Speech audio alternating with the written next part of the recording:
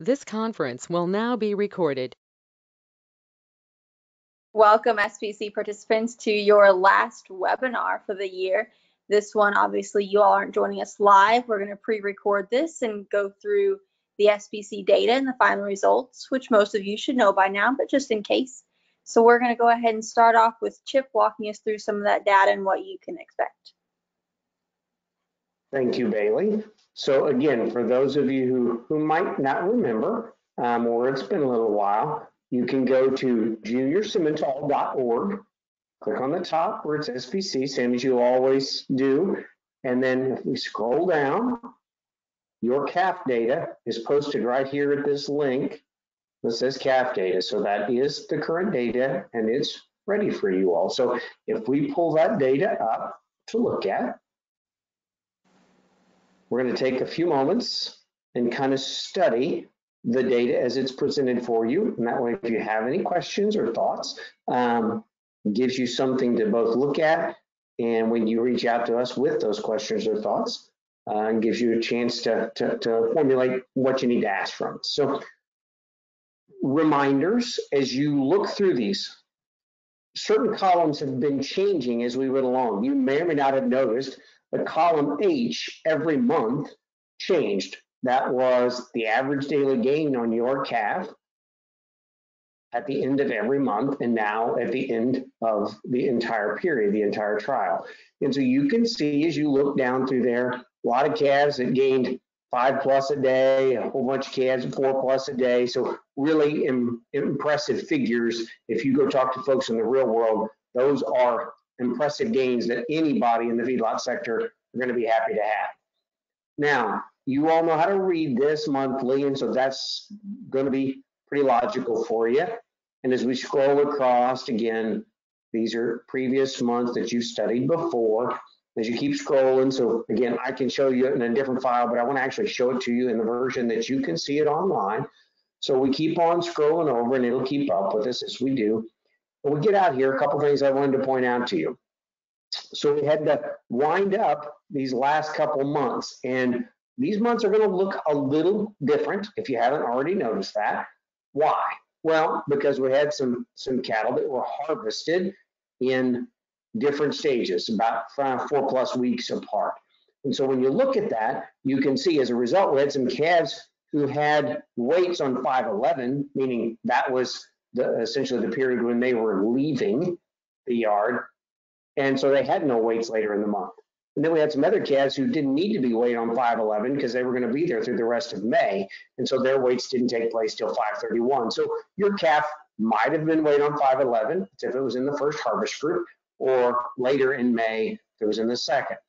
And a similar situation then if you look at the pricing mechanisms, those are based on the number of days your calf was in the yard. So if you look at yardage, calves either had a yardage fee in May of $4.40 if they left early, or for the whole month, $12.40, which is much more similar to what we had throughout the other months.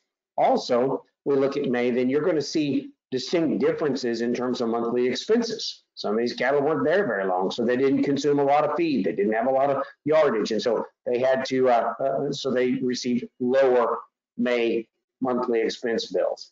Similar situation in June. A good portion, actually over half the cattle were gone by that point. And so a lot of cattle don't have data for June, and that's okay. You may have calves that don't have data. You may have some calves who have June data and some other calves who don't. As you scroll down, you can see that where those feed costs fell for most of those calves in that month. You can also tell in these last couple months, calves stayed really, really healthy, no medical cost. Look over at the yardage and the total monthly expenses. Again, that would correspond to some cattle just weren't there in the yard. So how did we calculate the SPC outcome, those steers that had the greatest profit? Well, once we finished June's expenses, we were able then to combine all the expenses over the course of the project. That's, again, as a reminder, not only your monthly bills, but it also includes an opportunity cost or a value that we assigned to your live calf when it came into the yard based off of USDA Nebraska prices. And so this is essentially all the expenses if you were to buy that feeder calf and put it on feed.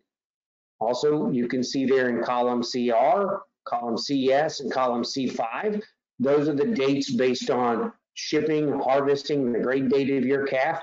And you'll see that in one set of cattle, they were harvested and there was a bit of a delay. There was a weekend involved. Another set of cattle were harvested and graded fairly directly afterwards. And so just the way things happen, and you just have to work with what the plants make available to us.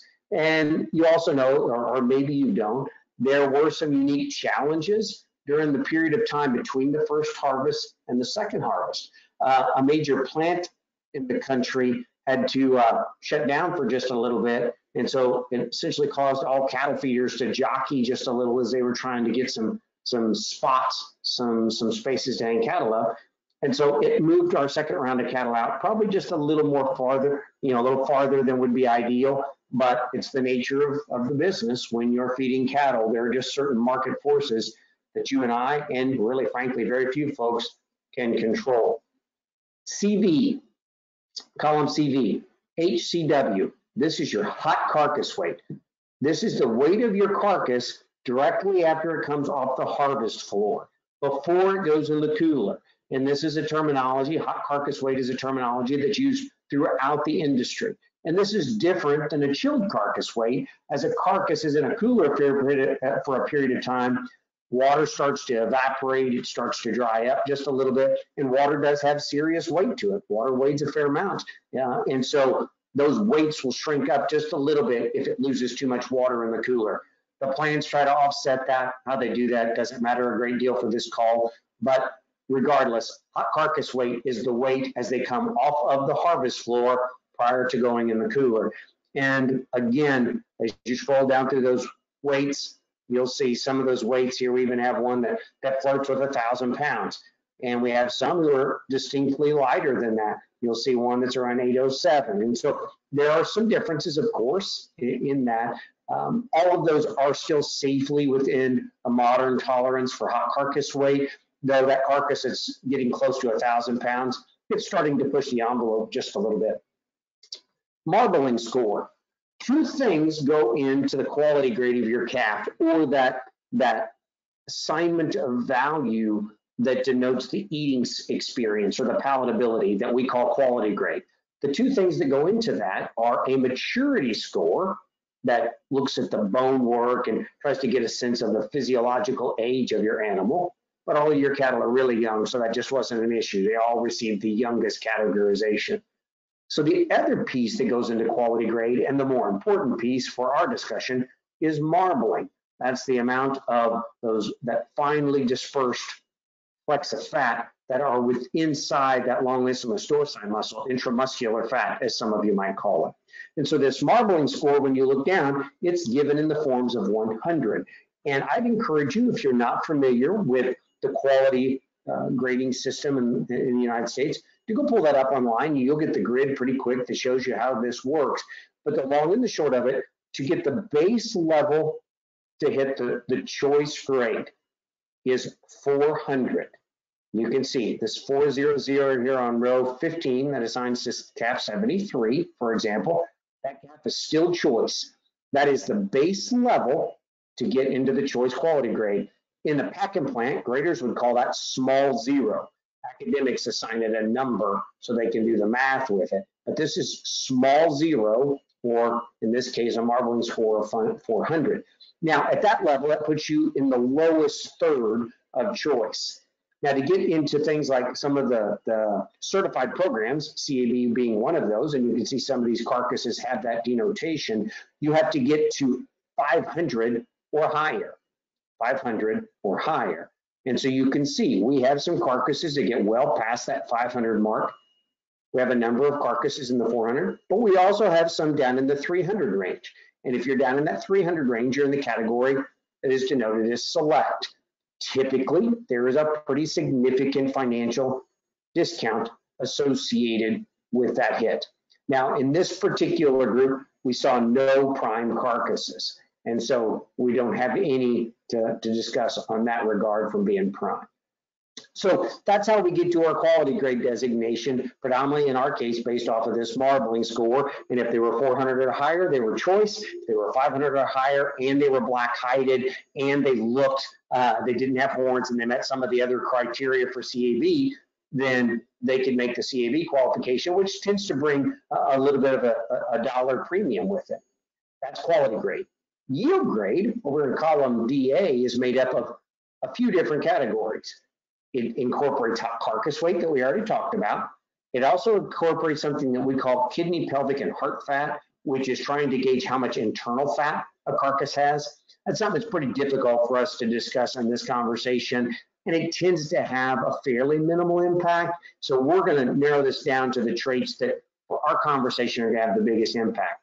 Carcass weight coupled with fat thickness, which is the biggest player for most carcasses, but not all, and ribeye area, or the square inches associated with how big that loin-eye muscle is at the 12th, 13th rib interface.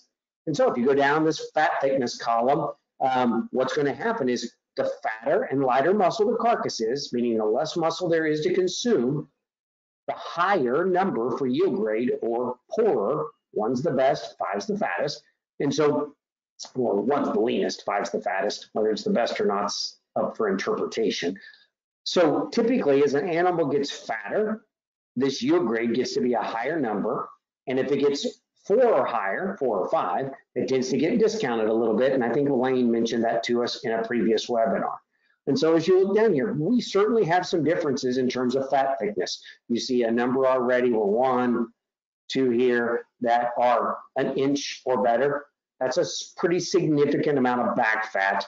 And a little more than would be desirable. And you can see as a result, both of those carcasses get the yield grade 4 designation and a bit of a discount that comes with that.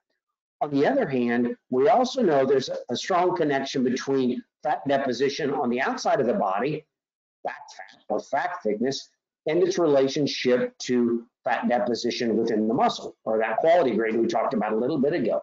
And so we don't want an animal to be too lean. It can be a bit of a challenge. However, in this case, we're pretty blessed. While some of the fairly lean cattle, for example, here's a calf who's 0.36 in terms of back fat, that calf went select. Probably could have, that calf ideally probably could have had a little more back fat, maybe a little more time on feed if the project had allowed.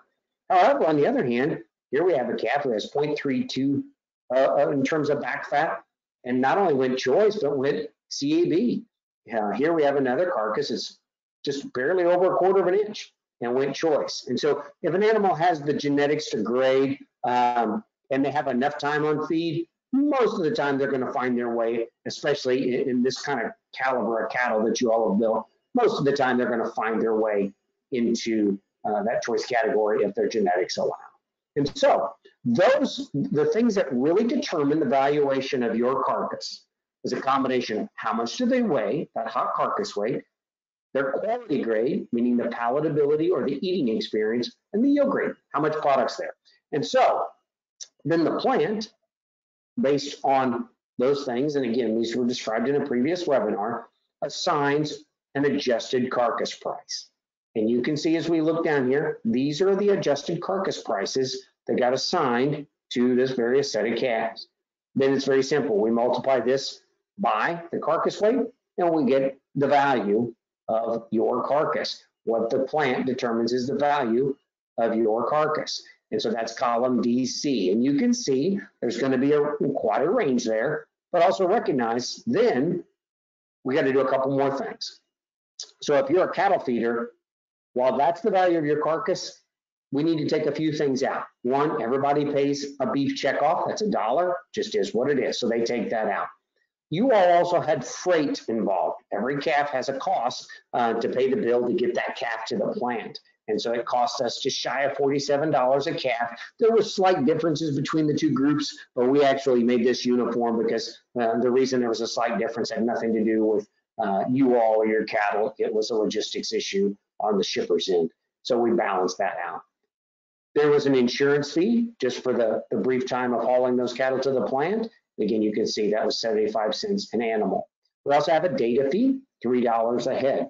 And so then when you subtract those costs from your carcass value, you actually get the amount of the check, the SPC check value that you will receive for your calf. And that is column DH. And what we do next, and this is a pretty important piece, and it's very important to you, and that's the amount of the check that you'll be receiving for your calf in the coming days, now that essentially everybody has their bills paid. For us to determine the profitability of your calf, then we very simply took those total expenses that you accrued and we subtracted them from the check amount for your carcass. This is real world feedlot stuff. It helps you determine what is the actual return on investment that you have. And as you look down through here, for example, calf 61, that calf made a profit. Yes, it wasn't huge, but that calf made a profit. And if you'd have had 100 calves like that one on feed, you'd have been able to not only capture a tremendous amount of knowledge about your calves and capture full value for, for what you would have had from a feeder calf, but you added another $11 plus per head. So if you had a large print of those, again, wouldn't have been a huge payday, but it would have been certainly a reasonable and positive decision for you to have fed those calves. And you go all the way down and you continue to look, and some calves made money, some calves did not. Some calves made a fair amount of money, some calves lost a fair amount of money. And so you can study through there, you can identify your particular calf. So that's how you interpret this data sheet. And you can look across there, and if you have any specific questions on how those prices were derived for your calf, I encourage you to reach out to us and we can explain that to you. And we will certainly here in just a moment reaffirm who the winners were of this particular project. Some of you certainly saw that announcement when it came out at our National Classic event a couple weeks ago, but in case you haven't, we'll go through those one more time. So with that, Bailey, I'm going to turn it over to you to make some announcements relative to those folks who were the most successful relative to the SPC assignments. Yes, thank you, Chip. And just to point out, I know you mentioned this, but just to mention again, for those that aren't used to the SPC, is their first year, just a reminder that that profitability that you see includes the value that your calf was estimated at initially. So if you're wondering why your math isn't adding up, if you have been keeping track of that, that would be why, because this is more than just the bills you've paid. So with that, yes, we will discuss who our assignment winners were. So to start off, we're going to start with our seniors. And here we have a first and a second place. Our second place goes to Miss Sawyer Nas, and then first will go to Grace Ewing. And now moving on to our intermediate age division, our third place will go to Dexter Small. Second place goes to Wyatt Fector, and first goes to Audrey Red Allen. Now in our junior age division, our third place goes to Lydia Fahlhaber. Second goes to Ellis Ann Evans, and first goes to Jana Bloom. Now overall, amongst all the age divisions, third overall is Wyatt Fector. Second is Jana Bloom. And first goes to Audrey Red Allen. Congratulations, guys, and thank you again for all of your hard work on all of that. And thank you for your dedication to getting all those assignments completed and done and in on time. We certainly appreciate that. And now we will turn that back over to Chip. Awesome. Again, congratulations to all those folks on their side. Much appreciate everything that you did in those assignments, and the creativity that you all put into them was really fun and really enjoyable to keep updated on that. In terms of individual steer results, we'll recognize the top 10. 10th overall, calf 86 belonged to Ellis Ann Evans, and that calf had a profit of just shy of $20. 9th overall, tag 68, Miles Littman from Illinois, calf with a profit of a little over $31. 8th, Wyatt Factor's lot 65. Wyatt's from Kansas, and that calf jumped up a little bit, a little over $60 in terms of profit on that one. 7th overall, Audrey Allen from Minnesota. Miss Audrey's calf had a profit of a little over $70. 6th place overall in the individual steers, lot 83. Sawyer Nas, her pin 1. She had multiple pins. Pin 1, Sawyer's from South Dakota.